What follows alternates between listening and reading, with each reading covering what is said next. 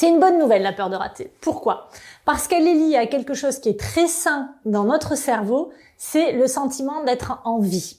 Le cerveau a une partie qui est un cerveau archaïque, et ce cerveau archaïque, il nous sert à une seule chose, il nous sert à nous maintenir en vie. Il nous sert à faire la différence, c'est lui qui nous permet de ne pas courir sur l'autoroute quand il y a des voitures partout.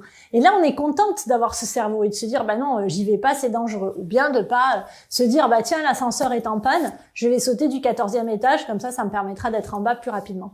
Le cerveau archaïque, lui, nous empêche de faire ça et nous dit, attention, il y a danger, tu vas mourir. Ça, c'est une super bonne nouvelle parce que la plupart du temps, ça nous arrange. Il s'avère que dans la peur de rater, c'est le même cerveau qui intervient. Et lui, ce qu'il voit, c'est pas, écoute, t'es en train de prendre un risque, il se pourrait qu'il y ait quelques erreurs, mais c'est, si tu plantes ça, tu vas mourir. Donc du coup, on n'essaye rien.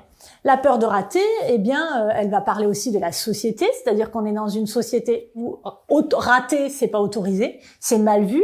Et la peur de rater comme la peur de réussir sont des peurs qui sont normales, il faut pas les nier et c'est pas grave, mais elles viennent nous parler de quelque chose aussi et c'est important de le regarder.